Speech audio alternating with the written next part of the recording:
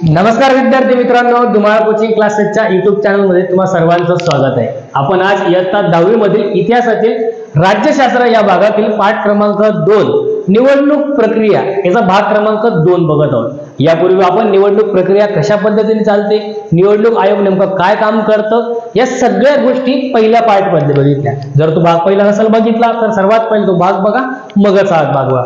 आज आपण पुढे जाणार आहोत। बघूया नेमकी निवडणूक प्रक्रिया कुठल्या मार्गाने चालत असते। निवडणूक प्रक्रियेसाठी सर्वात पहिले निवडणूक आयोगाला एक काम करावं लागतं, की मतदारसंघाची निर्मिती करावी लागते। काय करावं लागते बाळांनो? मतदारसंघाची निर्मिती करावी लागते। एक भूखंड ठरवावा लागतो, तिच्यामध्ये ती निर्मिती करावी लागते की या परिसरामध्ये हा एक मतदारसंघ असेल, त्याची अशी निर्मिती करावी लागते। त्याच्यानंतर मतदारसंघाची निर्मिती झाल्यानंतर तुम्हाला निवडणूक आयोगाला मतदार याद्या निश्चित कराव्या लागतात की त्या भागामध्ये नेमके किती मतदार आहेत, त्यांची एक यादी त्या निवडणूक आयोगाला तयार करावी लागते। हे झाल्यानंतर उमेदवार जे असतात, जे इच्छुक उमेदवार असतात या निवडणूक लढविण्यासाठी, या उमेदवारांचे नामांकन पत्र आणि छाननी अर्जाचा तो काळ असतो। आणि हा काळ संपूर्ण झाला की निवडणूक प्रचाराला मूळ काही कालावधी आपल्याकडनं दिलेला असतो। आणि मग या निवडणूक प्रचाराच्या कालावधीमध्ये उमेदवार हा मतदारांकडे जाऊन आपले उमेदवारीसाठी किंवा निवडून देण्यासाठी विविध योजना किंवा विविध गोष्टी त्यांना सांगून मतदारांना मत देण्यासाठी काहीतरी आश्वासनं देत असतो। आणि त्याच्यानंतर मग एका विशिष्ट काळानंतर प्रत्यक्ष मतदान होत असतं। आणि प्रत्यक्ष मतदानानंतर मतमोजणी झाल्यानंतर जे कोणी निवडणुकीमध्ये उमेदवारी अर्ज भरून निवडणुकीसाठी उभे होते अशांचा निवडणुकीचा निकाल लागतो। निवडणुकीच्या निकालामध्ये जर समजा काही वाद निर्माण झाले, काही क्लॅशेस निर्माण झाले, तर निवडणुकीनंतर निवडणुकी संदर्भातला वादाचे निराकरण सुद्धा या प्रक्रियेचा एक भाग आहे। तर अशा पद्धतीने निवडणूक प्रक्रियेचे एका पाठोपाठ एक कामकाज चालत असतं। आपल्याला कळतंय बाळांनो? आपण पुढे जाऊया। त्यानंतर आता पुढे बघूया आचारसंहिता म्हणजे काय। भारतामध्ये खुल्या आणि पारदर्शक पद्धतीने शांततामय मार्गाने निवडणूक प्रक्रिया पार पडण्यासाठी सरकार, मतदार आणि उमेदवार किंवा राजकीय पक्ष यांच्यासाठी काही नियम ठरवलेले असतात आणि याच नियमांना आपण आचारसंहिता असं म्हणतो। ही आचारसंहिता निवडणुकीच्या काही काळापूर्वी, निवडणुकी दरम्यान या कालावधीमध्ये लागलेली असते। हे नियम प्रत्येकासाठी ठरवून दिलेले असतात। या नियमांचं उल्लंघन केल्यास त्या व्यक्तीवर कायदेशीर कारवाई सुद्धा या माध्यमातून केली जाते। यालाच आपण आचारसंहिता असं आपण म्हणत असतो। याच आचारसंहितेमुळे, या नियमांमुळे भारतातील सर्वच भागातील निवडणुका शांततामय मार्गाने व पारदर्शक मार्गाने पार पडताना आपल्याला दिसून येतात। ठीक आहे बाळांनो, या ठिकाणी आपण पुढे जाऊ। आता निवडणुका तर झाल्या की निवडणुका गेल्या, आचारसंहिता लागलेली, पण 135 कोटी लोकसंख्या असलेल्या या देशामध्ये काहीतरी कमी कुठेतरी भासणारच आहे। त्यामुळे निवडणुकीसमोरील नेमके आव्हानं कोणकोणते हे आपल्याला बघायचं आहे। निवडणुकीमध्ये मुक्त आणि न्याय पद्धती समोर घेण्यासाठी कुठले आव्हाने निवडणूक आयोगासमोर असतात ते आपण बघूया। त्या सगळ्यात मोठे भारतामध्ये निवडणूक प्रक्रियेदरम्यान आर्थिक गैरव्यवहार मोठ्या प्रमाणात होत असतो। या आर्थिक व्यवहाराला, गैरप्रकाराला रोखण्यासाठी निवडणूक आयोगाला अनेक उपाययोजना कराव्या लागत असतात। ही आली एक बाजू। दुसरी बाजू अशी आहे की त्यातलीच काही उमेदवार हे गुन्हेगारी पार्श्वभूमीचे असतात आणि हेच गुन्हेगारी पार्श्वभूमीच्या लोकांना काही राजकीय पक्ष तिकीट देतात आणि अशी लोक निवडून देखील येत असतात। पण याचा तोटा मात्र भविष्यामध्ये किंवा त्या 5 वर्षाच्या कालावधीमध्ये त्या मतदारसंघाला भोगावा लागत असतो।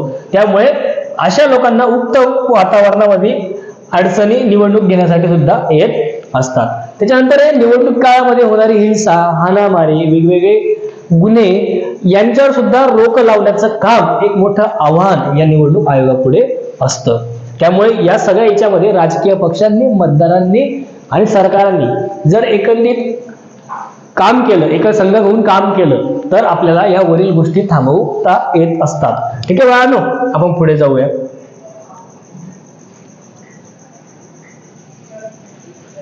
भारतामध्ये सर्वात पहिले ज्यावेळेस लोकसभेची निवडणूक पार पडली त्यावेळेस भारतामध्ये सर्वाधिक मतदार हे निरक्षर होते। अशा वेळेमध्ये निवडणूक राबवणं हे सर्वात मोठं आव्हान निवडणूक आयोगापुढे होतं.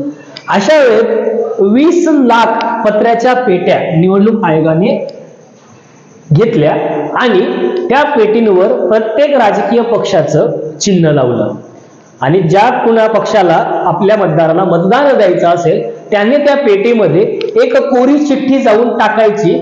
अशा पद्धतीने भारतातलं सर्वात पहिलं लोकसभा निवडणूक पार पडली. ठीक आहे बाळांनो, आणि त्याच्यानंतर मग पुढचा प्रवास तुम्हाला आजपर्यंतचा माहितीच आहे. त्यापुढे आपण बघूया आता निवडणूक सुधारणामध्ये काय काय काम करता येईल. तर निवडणूक सुधारणामध्ये प्रत्येक काळानुसार काहीतरी अपडेट येणं गरजेचं आहे, काहीतरी बदल होणं गरजेचं आहे. कारण की देश जसा जसा पुढे जात आहे तसं निरीक्षेकडून लोक आता शिकताय, सगळ्या लोकांना आता वेगवेगळ्या गोष्टी माहिती पडतात. त्यामुळे आता निवडणूक प्रक्रियेत सुद्धा अनेक बदल सध्या तरी होत आहे. आता मतपेटी ते ईव्हीएम पर्यंतचा प्रवास तुम्ही आपण बघूया. 1952 मध्ये सर्वात पहिले भारताची निवडणूक पार पडली. यामध्ये आत्ताच सांगितल्याप्रमाणे मतपेट्या होत्या. या मतपेट्यांमध्ये कोरे चिठ्ठ्या टाकल्या जायच्या, पण हिच्यामध्ये भरपूर कागदाचा उपयोग व्हायचा, भरपूर वेळ लागायचा, भरपूर श्रम देखील लागायचा, मनुष्यबळ देखील तितक्याच प्रमाण लागायचं आणि पर्यायाने वृक्षतोड सुद्धा होत असायची. पण याच्यावर 1990 नंतर दशकापासून मात्र इलेक्ट्रॉनिक वोटिंग मशीन म्हणजेच ईव्हीएम मशीनचा वापर भारत करू लागलं आणि यामध्ये आयोगाने ईव्हीएम मशीनचा वापर केला. हिच्यामध्ये नोटा हा सुद्धा एक पर्याय आपल्याला उपलब्ध करून दिलेला आहे. हिच्यामध्ये जर समजा एखाद्या कुठल्याही राजकीय पक्षाला आपल्याला मतदान द्यायचं नसेल तर आपण नोटा हे ऑप्शन सुद्धा या माध्यमातून निवड करू शकतो. आता या मशीनमुळे फायदा असा झाला की कमी वेळामध्ये निकाल लागू लागले, कमी मनुष्यबळ लागू लागलं, पेपरचा वापर कमी झाला आणि पर्यायाने वृक्षतोड देखील कमी झाली आहे. ठीक आहे बाळांनो, आपण पुढे बघूया. निवडणुकीत कुठल्या कुठल्या सुधारणा केल्या पाहिजे. भारतामध्ये राजकारणामध्ये स्त्रियांचं प्रमाण वाढावं यासाठी राजकीय पक्षांनी 50% उमेदवारांमध्ये स्त्रियांना उमेदवारी दिलेली पाहिजे आणि त्यांनाच निवडून आणण्यासाठी सुद्धा आपल्यासाठी प्रचार केला पाहिजे. सध्या आपल्याकडे अनेक महिलांना राजकीय पक्ष उमेदवारी तिकीट देत असतात, महिला निवडून देखील येतात, पण सरपंच पदी किंवा कुठल्या अन्य ठिकाणी कारणाने त्या ठिकाणी महिला जरी निवडून येत असली तरी सुद्धा ती सहीपुरताच मर्यादित राहिलेली आहे. याकडे आपण जरा वेगळ्या विचाराने जर विचार केला आणि आपण जर महिलांना देखील तितकंच स्थान त्या कारभारात दिलं तर महिला देखील चांगल्या पद्धतीने आणि सक्षम नेतृत्व या ठिकाणी करू शकतात. त्यानंतर गुन्हेगारी पार्श्वभूमी असलेल्या व्यक्तींना राजकीय पक्षांनी उमेदवारी दिलीच केली पाहिजे आणि या संदर्भात न्यायालयाने दिलेल्या नियमांचे काटेकोर पालन केलेले पाहिजे. आपल्याकडे अनेक गुन्हेगार प्रवृत्तीचे उमेदवार हे निवडून येत असतात आणि एक गुंडाराज या प्रभागात चालत असतो, त्या एरियामध्ये चालत असतो. पर्यायाने विकास तर तिथे खुंटतोच, पण इतर देखील गुन्ह्यांमध्ये वाढ होत असते. मतदार किंवा तरुण पिढी एका वेगळ्या दिशेला वाटचाल करताना आढळते. त्यामुळे निवडून किंवा राजकीय पक्षांनी एक सक्षम असलेल्या, एक सुशिक्षित असलेल्या, चांगल्या स्वच्छ चारित्र्याच्याच व्यक्तीला, महिलेला किंवा पुरुषाला आपल्या निवडणुकीचं तिकीट दिलं पाहिजे किंवा त्याला निवडून आणण्यासाठी पुढाकार देखील घेतला पाहिजे. याचबरोबर मतदारांनी देखील एक चांगला, सक्षम, सुशिक्षित अशाच लोकांना निवडून आणलं पाहिजे, ना की पैसे घेऊन किंवा अन्य कुठले साधन घेऊन एखाद्याला मतदान दिलं पाहिजे. ठीक आहे बाळांनो, त्याच्यानंतर निवडणुकीचा खर्च हा सरकारने करावा असं देखील या पुस्तकात म्हणलेलं आहे. कारण की राजकीय पक्ष गैरव्यवहाराचे कारण करून निवडणुकीत पैशांचा गैरव्यापार या ठिकाणी थांबवता येईल. त्याच्यानंतर लोकप्रतिनिधीच्या कायद्यात देखील पर्यायाने बदल केला पाहिजे. गुन्हेगारी प्रवृत्तीच्या लोकांना याच्यात निवडणुकीमध्ये सामील होता येणार नाही अशी देखील तजवीज केलेली पाहिजे. ठीक आहे बाळांनो, आपण पुढे जाऊया. आता सार्वत्रिक निवडणुका म्हणजे काय? सार्वत्रिक निवडणुका म्हणजे दर 5 वर्षांनी ज्या निवडणुका घेतल्या जातात लोकसभेच्या यांना सार्वत्रिक निवडणुका असे आपण म्हणत असतो. मध्यवर्ती निवडणुका म्हणजेच समजा एखादं सरकार आल्यानंतर ते अल्पमतात गेलं किंवा कुणीतरी पाठिंबा काढून घेतला आणि त्या सरकार स्थापनेसाठी बहुमत त्यांच्याकडे नाही, अशा वेळेमध्ये कार्यकाळ पूर्ण न होताच मध्येच निवडणुका घेतल्या जातात, त्यांना मध्यवर्ती निवडणुका असे म्हणत असतात. पुढे आपण बघूया पोटनिवडणुका म्हणजे काय. समजा विधानसभेमध्ये लोकसभेमध्ये किंवा स्थानिक शासनसंस्थांमध्ये एखाद्या लोकप्रतिनिधीने त्या काळात राजीनामा दिला अथवा त्या लोकप्रतिनिधीचा मृत्यू झाला, अशा टायमामध्ये ती जागा रिक्त होते आणि त्या जागेवर पुन्हा लोकप्रतिनिधीची गरज असते. अशा वेळेमध्ये निवडणुका घेतल्या जातात, त्यांना पोटनिवडणुका असं देखील आपण म्हणू शकतो. आपण आज काय बघितलं बाळांनो? आपण आज बघितलं सार्वत्रिक निवडणुका दर 5 वर्ष होतात, मध्यावधी निवडणुका की ज्यावेळेस सरकारमध्ये काही सरकार अल्पमतात गेलं अशा वेळेस त्या निवडणुका घेतल्या जातात, आणि पोटनिवडणुका एखाद्याने राजीनामा दिला किंवा त्याचा मृत्यू झाला अशा वेळेस या निवडणुका घेतल्या जातात.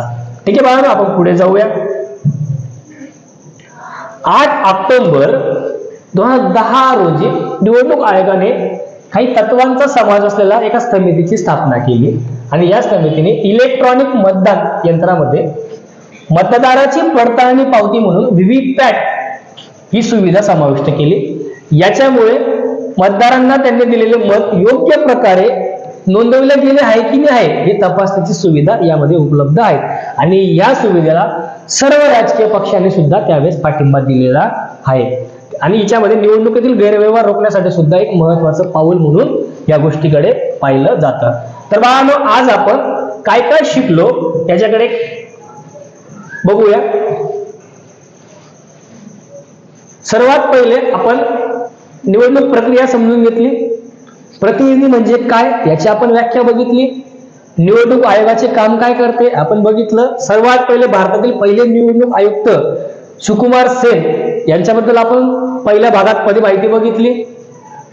निवडणूक आयोगाची नेमकी कार्य कोणती? मतदार याद्या तयार करणं, निवडणुकांचे वेळापत्रक तयार करणं, उमेदवारांच्या अर्जाची छाननी करणं, त्याच्यानंतर राजकीय पक्षांना मान्यता देणं, निवडणुकांसंदर्भात वाद सोडवणं असे देखील कामकाज आपण त्या निमित्ताने बघितले आणि मतदारांची पुनर्रचना बघितली. तेव्हा आपण उमेदवारांकडून कुठल्या कुठल्या चुकीच्या गोष्टी केल्या जातात हे देखील आपण बघितलं आणि भारतातील पहिले मतदार याचा देखील आपण माहिती या ठिकाणच्या माध्यमातून घेण्यात आली होती. या भागामध्ये आपण निवडणूक प्रक्रियेचे विविध मुद्दे बघितले, आचारसंहिता बघितली, आचारसंहितेनंतर कुठले आव्हाने या निवडणूक प्रक्रियेत येत असतात हे सुद्धा आपण या ठिकाणी बघितलं. निवडणुकीमध्ये कुठल्या सुधारणा केल्या पाहिजे या देखील आपण या ठिकाणी बघितलं. मतपेटी ते ईव्हीएम पर्यंतचा प्रवास आपण या भागात समजून घेतलेला आहे आणि सार्वत्रिक निवडणुका, मध्यावधी निवडणुका आणि पोटनिवडणुका याचा सर्वस्वी माहिती आणि सविस्तर माहिती आपण या पाठात घेतलेली आहे. आशा करतो तुम्हाला हा पाठ समजलेला असेल. भेटूया नवीन पाठामध्ये. धन्यवाद.